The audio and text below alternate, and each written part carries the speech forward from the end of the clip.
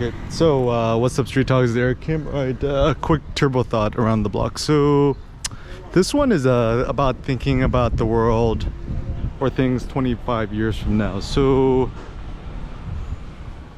I think so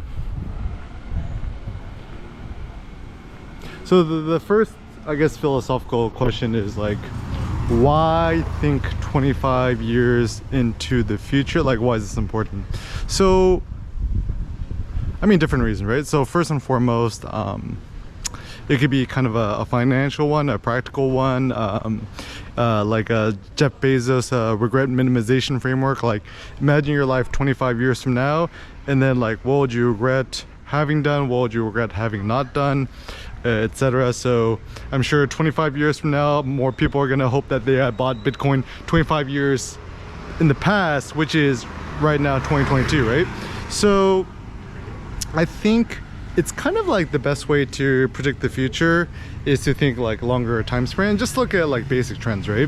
Also, one of the benefits of being in Southeast Asia or Cambodia, developing economies, Vietnam, etc., is you kind of get a better sense of more kind of general societal trends. So these are just some basic thoughts from me. So the first thought is,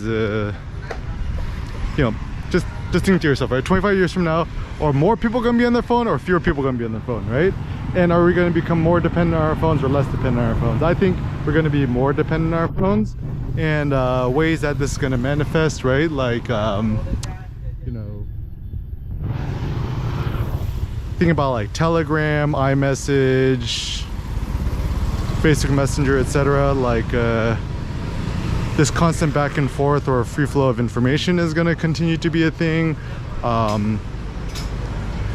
It looks like information and things will continue to become more and more siloed. Like, I think it's super annoying. Like, I'm on my phone, right? And I try to look up something on Twitter, follow me on Twitter, or just click a random link to Instagram or Facebook, whatever. Then at a certain point, I always kind of get blocked out. It's like, oh, in order to continue, you needed to download the app. And I'm like, bro, I don't want to download your app, right? And so for me, like, one thing that I personally believe in is this promise of the future open internet. I mean, it looks like kind of like the least bad solution will probably be Google, Google search, YouTube, where the information will be open and freely, easily accessible, but be written with advertisements. So I mean, I'm like super anti-ads. I don't put them on my YouTube videos or my website and stuff like that, because I just think aesthetically they're ugly.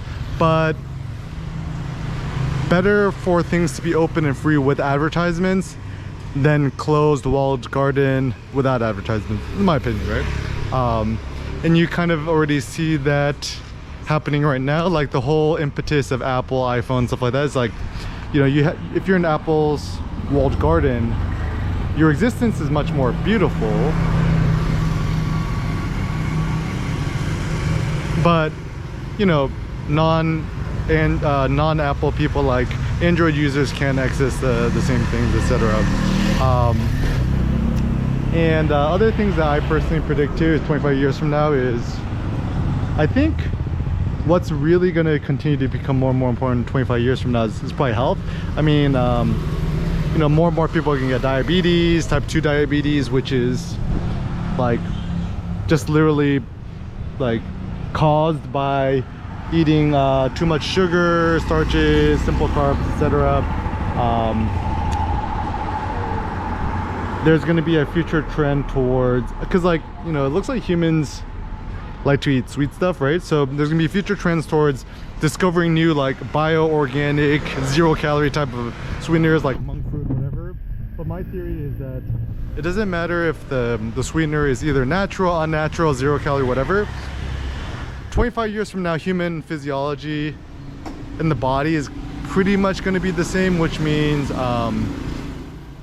your body tastes something, senses something sweet, right? Your body is probably going to start salivating, producing certain hormones which trigger your adipose fat tissue triggering hormones, right? So my theory is, even if you drink like a Coke Zero or a Diet Coke, it's still probably gonna make you fat. And And then actually this is actually something funny I already see happening in Cambodia. So I go to this local gym here in Phnom Penh called Monkey Fit, right? Like super, you know, elite for locals. It's like $10 US drop-in visit, which is affordable for me, but you know, very expensive for locals. And it's interesting because, you know, I see all these guys rolling up in their Rolls Royces and Bentleys and Land Rovers, whatever. And you go into the gym, they're all just kind of like, you know, like kind of like fat, you know, have tattoos, whatever. And so, and even there's like another gym here. It's kind of more of like, imagine kind of more of an Equinox type gym called The Place at the Aeon Mall on the top floor, where, you know, you kind of have like all these women with plastic surgery working out there, personal trainers and etc. And this is actually kind of the hilarious curse of modernity, is where,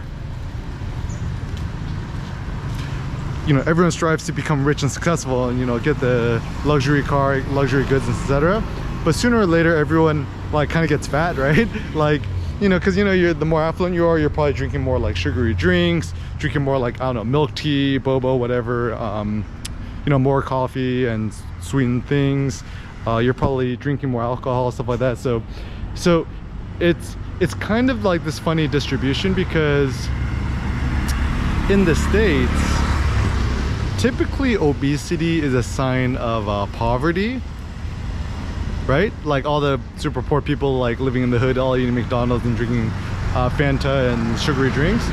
And yet actually still the irony in America is like, if you're super rich and elite in America, you could either still be super fat, or you're like quite fitness oriented, because, you know, you could afford a gym membership and have enough time. And actually it's funny too, because like even in America, the only people who are really rich and elite who can afford to be fit are probably like the OC baby mamas, you know, because the husband is the one bringing in all the money and they have time during the day to stay fit. Because even in America, really rich, successful CEOs or entrepreneurs, types like that, they're always so busy working that they don't even have time to go to the gym.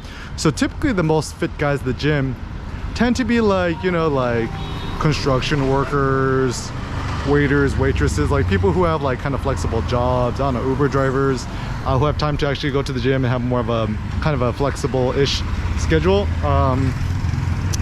And yeah, so I think that's an important thing. So healthcare is certainly going to be a very important thing, like how to treat diabetes, people's health, fitness, etc. So will continue to be a good future for Whole Foods, where people start becoming more, you know, cognizant about what they eat. Gyms, I think this notion of like creating more like elite gyms in America, like Equinoxes or copycats of Equinox, is kind of, it's a really good idea, because you kind of create like this micro society within it, like, you know, like what yoga, core power does, right? Is that like, you know, you keep all the fit, beautiful, motivated people together, and you keep all the other riffraff aside. Maybe more boutique-y type gyms, fitness centers, etc. will continue to be a thing. Also, I think photographically and artistically speaking, you know, certainly photography, video, vlogging will continue to be a thing 25 years from now. I think even right now the trend is towards more like video and vlogging. Photography will always be a thing even 25 years from now. Why? Because photos, you know, like even 25 years from now, even if we get 5G, 6G, 7G, whatever, internet speeds are still gonna always have some sort of like cap or slowness to them. So I think smaller file sizes are actually the future. So people will still probably like to take individual photos, and also like it's much easier to make an artistic photo than it's to make an artistic video. Or making artistic videos still requires too much you know, having to do the edits and make it look, you know, all fancy or whatever. And photos will be much more direct. And, you know, 25 years from now, people still gonna be taking pictures and making videos with their iPhones. So photography is still gonna be important 25 years from now. Now, you know, cameras are all gonna pretty much be the same issue.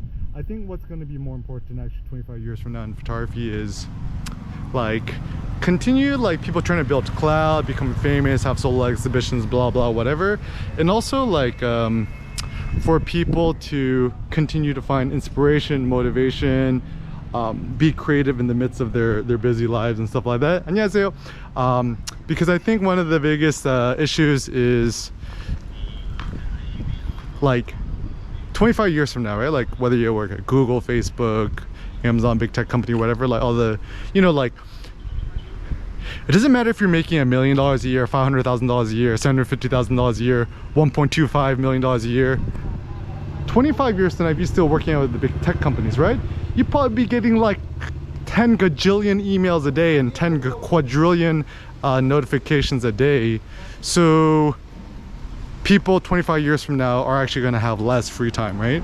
And this is the tricky thing, is that everyone wants quote unquote financial independence, but like I think the only way to really become financially quote unquote independent is not through a traditional 9-to-5 job, make a bunch of money and just retire.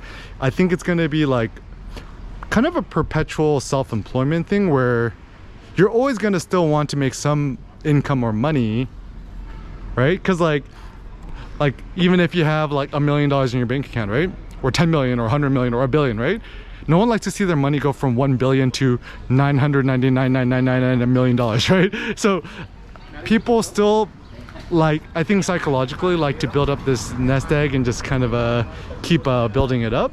It seems to be the trend. So I think this notion of quote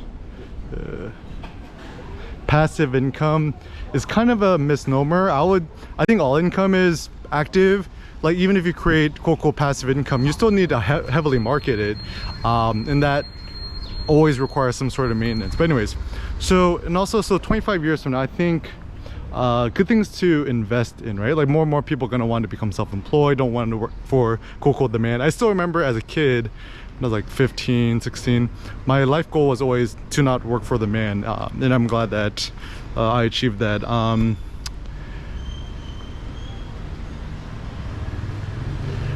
25 years from now, probably more people are going to become depressed, unfit, seeking some sort of deeper meaning in life. So I actually think even right now, investing more in talking about philosophy, like philosophy vlogs. Like everyone has entertainment vlogs, ain't nobody have philosophy vlogs.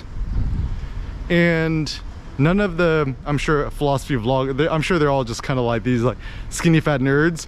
Ain't no philosopher vlogger who could deadlift 550 pounds, right? Like have like super epic trips, right? So it's like I don't trust a philosopher unless they could deadlift at least 4 plates, 405 pounds, right? And mucho kudos to the guys who could do kind of more the even the more epic lifts, right? Like the, you know, 600, 700, 800, 900 pounds, 1,000-pound deadlifts, right? And so I think actually philosophy is going to continue to be the future, because like, you know, people are going to, you know, I think the trend is, at least in America, like, I mean, perhaps if you work in tech, right, is your income, the income for tech workers, I think in the long run will keep going up. And also, you know, there's inflation, blah blah, but there's going to be a wider rift between the rich and the poor in America. And I don't know, I just think people are going to try to be finding more meaning. Like, what do you do once you're like one of the top Apple designers or execs and you're making a bunch of money, right? You got a bunch of money in the bank and you already have everything you need, and then you still feel empty inside, right? People are gonna try to find more inspiration, motivation, and also I think moving to the future, like what's gonna be more important, like kids, like children, fertility. Apparently there's actually a big issue with fertility, even both men and women. Like people, once you in your like 30s or 40s trying to get pregnant, like intentionally, you can't. Right? Like it's just so funny. It's like when you're teenagers, you try not to get pregnant, whatever. So fertility clinics 25 years from now, definitely going to be a thing, because sooner all the millennials are going to wake up. They're like, actually, I want to have kids. I don't want to just keep, you know, traveling to Japan. Like even right now, right, post-COVID, you can't even do that no more. So I think a lot of the, you know, millennials, Gen Z, whatever you want to call them, are having kind of some sort of like existential dread. You can only binge so much Netflix before you want to kind of go out and travel and do stuff. And also right now, I think 25 years from now, I mean, people are still going to travel and do tourism, stuff like that. I think it'll just kind of be a lot more difficult. There's probably going to be some sort of COVID-19 variant that continues to happen. So I think 25 years from now, people will continue to be a little more risk averse when it comes to traveling, and traveling will actually entail a real risk, like, you know, whatever you might catch in the things and stuff like that. So I think more and more people will probably be homebound, more media. Ironically enough, I think media 25 years from now will continue to be more important and desirable, because people can be bored at home, you know, still gonna want to stream all the services. So all the companies making these like TV shows and video streaming services on their platforms, I think it's actually a good idea. So what's probably more important is like what you aspire to become 25 years from now, and how you could invest your energies right now to get it.